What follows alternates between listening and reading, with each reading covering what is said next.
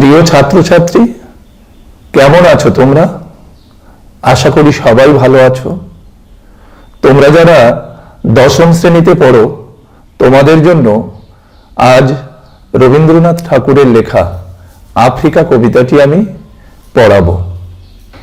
দেখো, কবিতায় যাওয়ার আগে আফ্রিকা সম্পর্কে দু একটা কথা আমি বলতে চাই তোমাদের। আয়তন ও জনসংখ্যার দিক থেকে আফ্রিকা মহাদেশ হলো পৃথিবীর দ্বিতীয় বৃহত্তম মহাদেশ। এখানে যেমন রয়েছে নিবিড় অরণ্য, আবার জনবিরল মরুভূমি, খরস্রোতা নদী। আর মনে রাখবে, এই আফ্রিকাতেই কিন্তু প্রথম প্রাণের উৎপত্তি হয়েছিল, মানুষের উদ্ভব হয়েছিল এই আফ্রিকা থেকেই। বিশ্ব মানবতার অপর নাম রবীন্দ্রনাথ। মানবতা বিরোধী শক্তির বিরুদ্ধে কবি রবীন্দ্রনাথ বারবার কলম ধরেছেন। 1935 সালের শুরুতে ইতালির মুসোলিনি আফ্রিকার অ্যাবিসিনিয়া, যার বর্তমান নাম ইথিওপিয়া, আক্রমণ করে। আফ্রিকার মানুষের উপর যে অমানসিক অত্যাচার ও নির্লজ্জ নৃশংসতার পরিচয় দিয়েছিল ইউরোপীয় শ্বেতাঙ্গ সাম্রাজ্যবাদীর দল, তার বিরুদ্ধে প্রকাশ্য ধিক্কার বর্ষণ করতে কবি তার সচিব অমিয় চক্রবর্তীর অনুরোধে এই আফ্রিকা কবিতাটি রচনা করেন। 1937 সালের 8ই ফেব্রুয়ারি রবীন্দ্রনাথ আফ্রিকা কবিতাটি রচনা করেন। 1343 বঙ্গাব্দে সর্বপ্রথম প্রবাসী পত্রিকায় এটি প্রকাশিত হয়। এরপর পত্রপুট কাব্যগ্রন্থের দ্বিতীয় সংস্করণে 16 সংখ্যক কবিতা হিসেবে এটি অন্তর্ভুক্ত হয়। যদিও পরবর্তীকালে রবীন্দ্রনাথের সঞ্চয়িতা কাব্যের এই কবিতাটি আবার অন্তর্ভুক্ত হয়েছিল। এবার আমি সরাসরি কবিতায় চলে যাচ্ছি। তোমরা তোমাদের পাঠ্য বইটি একটু খুলে নাও। প্রথমেই কবি কি বলেছেন? উদ্ভ্রান্ত সেই আদিম যুগে স্রষ্টা যখন নিজের প্রতি অসন্তোষে নতুন সৃষ্টিকে বারবার করছিলেন বিধ্বস্ত। দেখো, এখানে কবি যেন আফ্রিকার সৃষ্টি লগ্নের কথা বলেছেন। আমরা কি করি? কোনো একটা জিনিস গড়তে গিয়ে যদি সেটা মনের মতো না হয়, আমরা কি করি তাহলে? বারবার ভেঙে আবার গড়তে থাকি। ঠিক সেই রকম সৃষ্টি লগ্নে, অর্থাৎ এই বিশ্ব যখন সৃষ্টি হয়েছিল, তখন সৃষ্টিকর্তা যেন উদ্ভ্রান্তের মতো ছিলেন, আর তার সেই সৃষ্টি মনের মতো হচ্ছিল না। তাই তিনি কি করছিলেন? বারবার সেটিকে ভেঙে আবার গড়ছিলেন। আর তার এই ভাঙা গড়ার মধ্যে দিয়ে, নতুন নতুন সৃষ্টির মধ্যে দিয়ে যথাযথ রূপ লাভ করেছিল আজকের এই বিশ্ব। এখানে প্রাণের উন্মেষ বা সভ্যতা সৃষ্টি সম্পর্কে যে বৈজ্ঞানিক ধারণা, তার ইঙ্গিত কবি এখানে দিয়েছেন। এরপর কবি কি বলেছেন?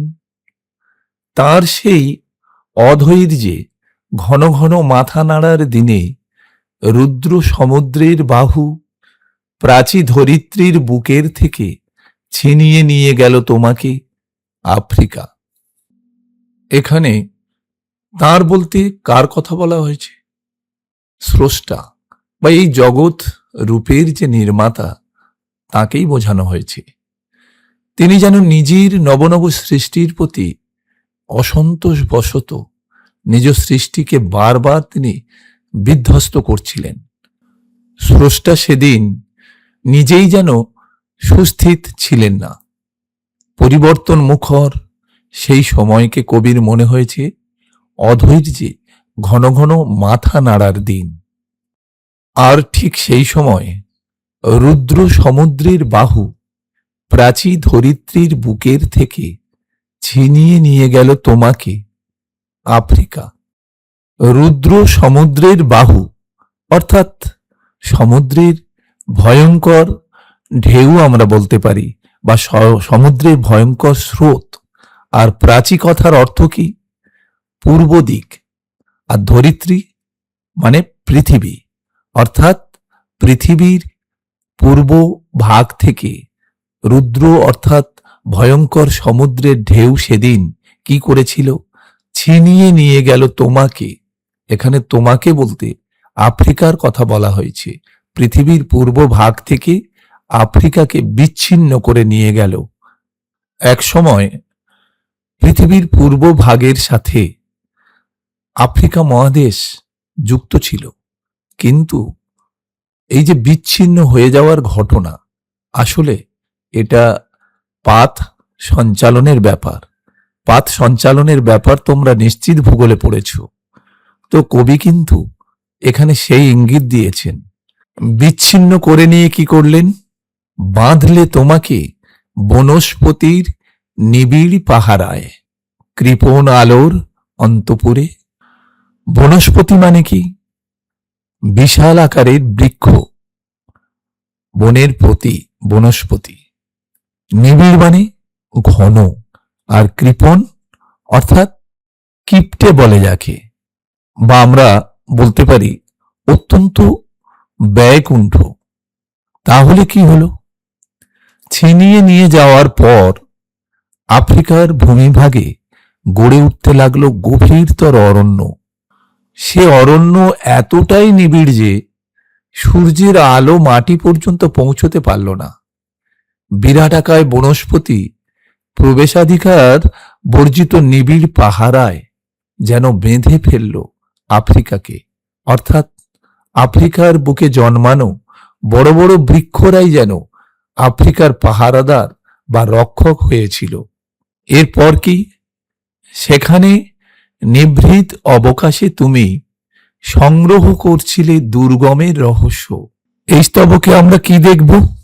যেন প্রাচী ধরিত্রীর বুকের থেকে বিচ্ছিন্ন হয়ে যাবার পর আফ্রিকার অবকাশ যাপনের সময় আলো ছায়াময় গভীর অরণ্যের মধ্যে এক রহস্যপূর্ণ পরিবেশে নির্জনে আফ্রিকা নিজেই যেন নিজের অরণ্য ভূমির যেসব দুর্ভেদ্য রহস্য সেগুলো সংগ্রহ করছিল। আর কি? চিনছিলে জল, স্থল, আকাশের দুর্বোধ সংকেত, প্রকৃতির দৃষ্টি অতীত জাদু মন্ত্র জাগাচ্ছিল তোমার চেতনাতীত মনে। এখানে দুর্বোধ কথার অর্থ কি? যা বুঝতে পারা দুঃসাধ্য। আর সংকেত, সংকেত মানে ইশারা বা ইঙ্গিত।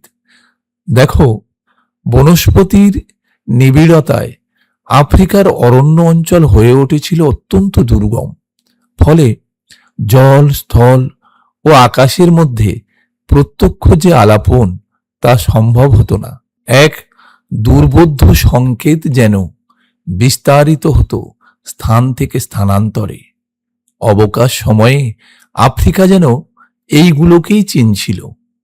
আর প্রকৃতির দৃষ্টি অতীত জাদু বলতে এখানে আফ্রিকার আদিম গহন অরণ্য ও রহস্যময় প্রকৃতির যে জাদুকরী প্রভাব সেটাকেই বোঝানো হয়েছে। আর চেতনাতীত কথার অর্থ কি? অনুভূতিহীন। দেখো, আফ্রিকা তার জন্মলগ্নে বা শৈশবে নিজের পরিচিতি খুঁজছিল। আত্মপ্রতিষ্ঠার জীবন সংগ্রামে মগ্ন ছিল সে। আর অরণ্য প্রকৃতির রহস্যময়ী রূপ যেন আফ্রিকার হৃদয়ে নবজীবনের জাদু মন্ত্র জাগিয়ে তুলেছিল। ঘন অরণ্য, প্রতিকূল জলবায়ু, বিরুদ্ধ পরিবেশের সাথে কঠিন লড়াই করার যে সাহস, আফ্রিকা সেই সাহস এই মন্ত্র শক্তি থেকে লাভ করেছিল। জেগে উঠেছিল তার চেতনাতীত মন। বিদ্রুপ করছিলে ভীষণকে বিরূপের ছদ্মবেশে। এখানে বিদ্রুপ করা মানে উপহাস করা, আর বিরূপ অর্থাৎ শ্রীহীন বা কুরূপ। এখানে আসলে আফ্রিকা নিজেই যেন প্রকৃতির প্রতিকূল ভীষণ যে রূপ, সেই রূপকে বিরূপের ছদ্মবেশে বিদ্রুপ করছিল। আর কি? শঙ্কাকে চাচ্ছিলে হার মানাতে, আপনাকে উগ্র করে বিভীষিকার প্রচণ্ড মহিমায় তাণ্ডবের দুন্ধবী নিনাদে। এখানে শঙ্কা মানে কি? শঙ্কা মানে ভয়, আর বিভীষিকা অর্থাৎ ভয় প্রদর্শন বা ভয় দেখানো। আর তাণ্ডব, তাণ্ডব হচ্ছে উদ্দাম নৃত্য। দুন্দুভি দামামা জাতীয় প্রাচীন একটা রণবাদ্যযন্ত্র বিশেষ। আর নিনাদ মানে শব্দ। দেখো, এখানে আফ্রিকা নিজেকে সম্পূর্ণ চেনা, জানা বা বুঝবার পালা শেষ হলে কি করলো? নিজেকে উগ্র করে অর্থাৎ প্রচণ্ড ক্ষুব্ধ হয়ে, বিভীষিকাময় মহিমায় মহিমান্বিত হয়ে এবং তাণ্ডবের দুন্দুভি নিনাদ সৃষ্টি করে নিজের শঙ্কাকে হার মানাতে চাইল। এরপর কি হলো? হায় ছায়াবৃতা, কালো ঘোমটার নিচে অপরিচিত ছিল তোমার মানব রূপ উপেক্ষার আবিল দৃষ্টিতে। দেখো, আফ্রিকাকে কবি যেন একজন নারী রূপে কল্পনা করেছেন। যাই হোক, আফ্রিকাকে ছায়াবৃতা বলার কারণ কি? আফ্রিকার ভূখণ্ড ছিল ঘন জঙ্গলাকীর্ণ। সূর্যের আলো যেন সেখানে প্রবেশ করতেই পারত না। অরণ্যের নিবিড় ছায়ায় ও রহস্যময় অন্ধকারে আবৃত থাকার কারণে আফ্রিকাকে ছায়াবৃতা বলা হয়েছে। কালো ঘোমটার নিচে। আচ্ছা বলো তো, ঘোমটা কেন পরা হয়? নিজের মুখকে আড়াল করার জন্য। অরণ্যে ঢাকা আফ্রিকা যেন কালো ঘোমটা পরে সভ্য জগৎ থেকে নিজেকে আড়াল করে রাখার আবহ তৈরি করে রেখেছিল। অর্থাৎ সভ্য জগৎ থেকে দূরবর্তী অবগুণ্ঠিতা আফ্রিকার মানবিক রূপ উপেক্ষার আবিল দৃষ্টিতে অজ্ঞাত ছিল, অপরিচিত ছিল। অর্থাৎ কলুষিত দৃষ্টিতে অবহেলিত ছিল আফ্রিকার এই মানব রূপ। এরপর কি হলো? এলো ওরা লোহার হাতকড়ি নিয়ে, নখ যাদের তীক্ষ্ণ তোমার নেকড়ের চেয়ে। এলো মানুষ ধরার দল, গর্বে যারা অন্ধ তোমার সূর্যহারা অরণ্যের চেয়ে। হাতকড়িটা কি? আসলে অপরাধী বা কয়েদিদের বাঁধার জন্য শৃঙ্খলিত লোহার বালা। এলো ওরা, এখানে ওরা কারা? সাম্রাজ্যবাদী সেই সব ইউরোপীয় ঔপনিবেশিক শক্তি যাদের লালসার নখ ছিল আফ্রিকার ঘন জঙ্গলের যে নেগড়ে বাঘ তার চেয়েও তীক্ষ্ণ। এলো মানুষ ধরার দল। এই সাম্রাজ্যবাদী শক্তিকে কবি মানুষ ধরার দল কেন বলেছেন?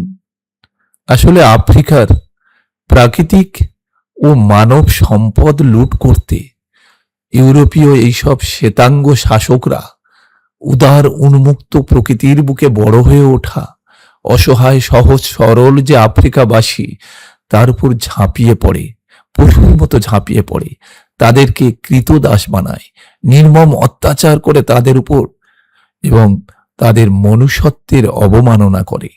তাই এদেরকে কবি মানুষ ধরার দল বলে আখ্যায়িত করেছেন। এরপর কি? গর্বে যারা অন্ধ তোমার সূর্যহারা অরণ্যের চেয়ে। শিক্ষা, প্রাচুর্য ও আধুনিকতার অহংকারী ছিল শ্বেতাঙ্গ শাসকরা। নিবিড় বনস্পতির ঘন অরণ্য ভেদ করে সূর্যের আলো প্রবেশ করতে পারে না বলে আফ্রিকা হচ্ছে অন্ধকারাচ্ছন্ন। আর সাম্রাজ্যবাদী শ্বেতাঙ্গরা যেন গর্বে আফ্রিকার সেই অরণ্যের চেয়েও বেশি অন্ধ। এরপর কি? সভ্যের বর্বর লোভ নগ্ন করল আপন নির্লজ্জ অমানুষতা। এখানে কবি কি বলতে চেয়েছেন? শিক্ষা দীক্ষা ও জ্ঞান বিজ্ঞানের শ্রেষ্ঠ ইউরোপীয় যে সাম্রাজ্যবাদী শক্তি তাদের নেতিবাচক রূপটাই আসলে এখানে কবি ফুটিয়ে তুলতে চেয়েছেন। প্রাকৃতিক সম্পদে পরিপূর্ণ ছিল আফ্রিকা। সুসভ্য সাম্রাজ্যবাদী শাসকের দল হিংস্র পশুর মতো ঝাঁপিয়ে পড়েছিল আফ্রিকার উপর। সভ্যতার মুখোশ ছিঁড়ে ফেলে ভয়াবহ অত্যাচারের মাধ্যমে আফ্রিকাকে তারা পদদলিত করেছিল। তোমার ভাষাহীন ক্রন্দনেই বাষ্পাকুল অরণ্য পথে পঙ্কিল হলো ধূলি তোমার রক্তে অশ্রুতে মিশে। আফ্রিকাবাসীর কান্নাকে কবি ভাষাহীন কেন বলেছেন? অত্যাচারী শ্বেতাঙ্গদের ভয়ে আফ্রিকার মানুষ নীরবে সমস্ত যন্ত্রণা অত্যাচার সহ্য করেছে, চোখের জল ফেলেছে, কিন্তু তারা প্রতিবাদে গর্জে উঠতে পারেনি। তাই কবি আফ্রিকাবাসীর কান্নাকে ভাষাহীন বলেছেন। আর এই ভাষাহীন ক্রন্দনে আফ্রিকার অরণ্য পথ যেন বাষ্পাকুল হয়ে উঠেছিল, আর সেই পথের ধূলি আফ্রিকাবাসীর রক্তে আর অশ্রুতে মিশে পঙ্কিল হয়ে উঠেছিল। দস্যু পায়ের কাঁটামারা জুতোর তলায় বিভৎস কাদার পিণ্ড চিরচিহ্ন দিয়ে গেল তোমার অপমানিত ইতিহাসে। এখানে দস্যু আসলে ইউরোপীয় সাম্রাজ্যবাদী শক্তি।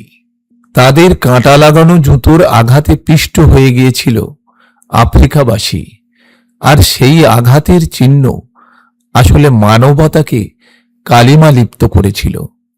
আফ্রিকার ইতিহাসে চিরকালের মতো রেখে যায় অপমানের গ্লানি। সমুদ্র পারে সেই মুহূর্তেই তাদের পাড়ায় পাড়ায় মন্দিরে বাজছিল পূজার ঘণ্টা, সকালে সন্ধ্যায় দয়াময় দেবতার নামে। শিশুরা খেলছিল মায়ের কোলে, কবির সঙ্গীতে বেজে উঠেছিল সুন্দরের আরাধনা। আফ্রিকার কৃষ্ণাঙ্গ জনজাতি যখন ইউরোপীয় শ্বেতাঙ্গদের পায়ের তলায় পিষ্ট হচ্ছিল, আফ্রিকাবাসীর রক্ত অশ্রুতে মিশে নিষ্পাপ অরণ্য পথে ধূলি বিভৎস কাদায় পিণ্ডে পরিণত হচ্ছিল, ঠিক সেই সময় সমুদ্রের উল্টো দিকে দেখা যাচ্ছিল সম্পূর্ণ একটা বিপরীত চিত্র।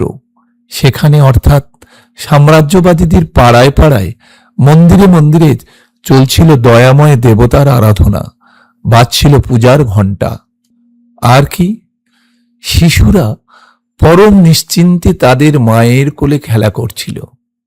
আর পাশ্চাত্যের যে কবির দল, সেই রোমান্টিক কবিদের কণ্ঠে অর্থাৎ তাদের লেখনীতে বেজে উঠেছিল সুন্দরের আরাধনা, অর্থাৎ সুন্দরের জয়গান। এক কথায় আমরা কি বলতে পারি? শ্বেতাঙ্গদের অত্যাচারে, তাদের বর্বরতা ও নৃশংসতায় আফ্রিকাবাসী যখন পীড়িত, অবহেলিত, তখন নিজেদের দেশে তার কোনো প্রভাব পড়েনি। মানবতার অপমানে তারা বিন্দু মাত্র বিচলিত হয়নি। এরপর কবি কি বলেছেন? আজ যখন পশ্চিম দিগন্তে প্রদোষকাল, ঝঞ্ঝা বাতাসের ঊর্ধ্বশ্বাস, যখন গুপ্ত গহ্বর থেকে পশুরা বেরিয়ে এলো, অশুভ ধ্বনিতে ঘোষণা করল দিনের অন্তিম কাল। পশ্চিম দিগন্ত অর্থাৎ বিশ্বের পশ্চিম দিকের দেশ, এখানে আসলে ইউরোপকেই বোঝানো হয়েছে। আর প্রদোষকাল অর্থাৎ সন্ধ্যাকাল।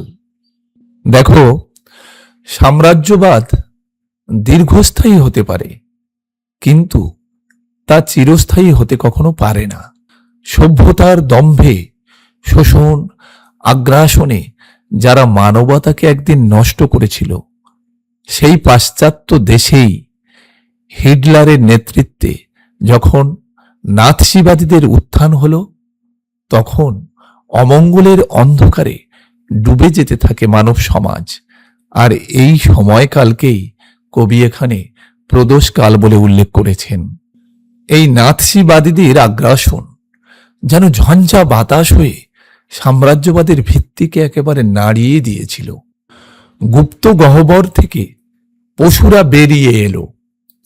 এখানে গুপ্ত গহ্বর বলতে বোঝায় গোপন গুহা।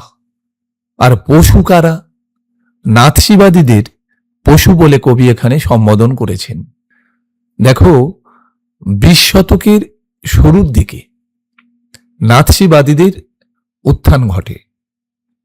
এই শক্তি এতটাই আগ্রাসী ছিল, সাম্রাজ্যবাদী দেশগুলিও তাদেরকে ভয় পেয়ে যায়।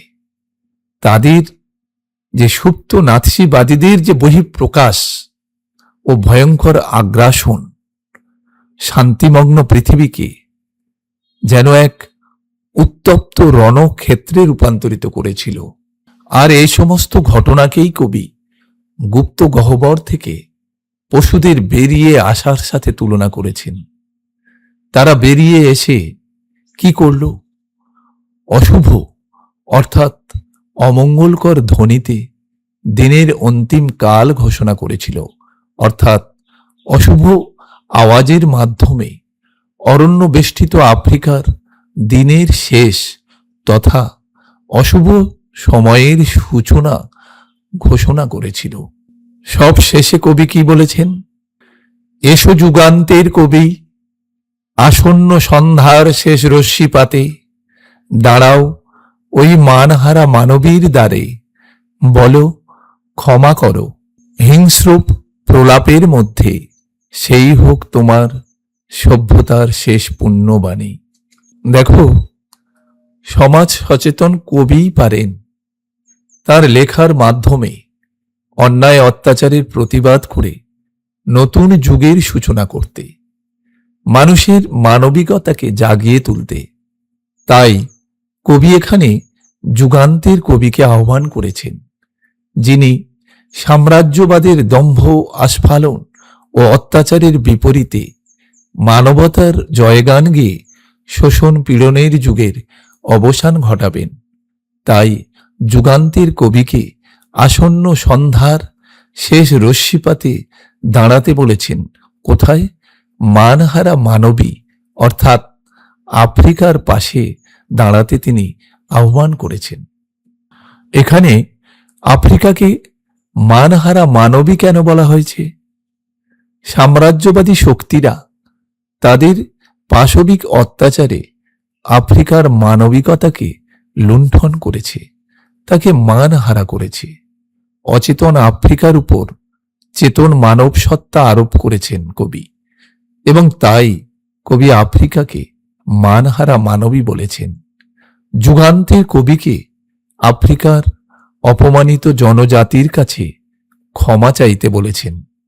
আর তিনি যে মানবতার কথা বলবেন সেটাই হবে সভ্যতার প্রধান ও শেষ কথা।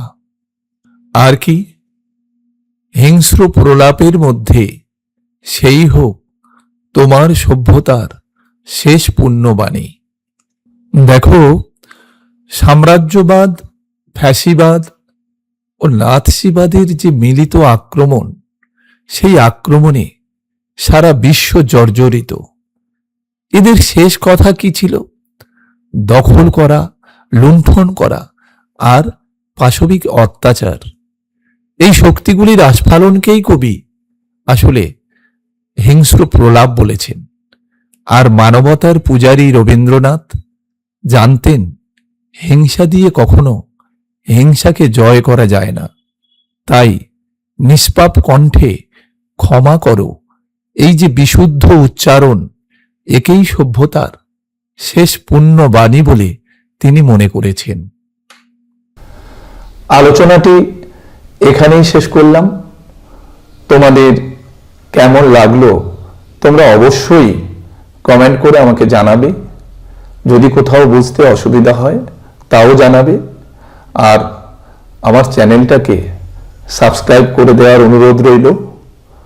সবাই ভালো থেকো, ভালো করে পড়াশোনা করো। সামনে মাধ্যমিক পরীক্ষা তোমাদের।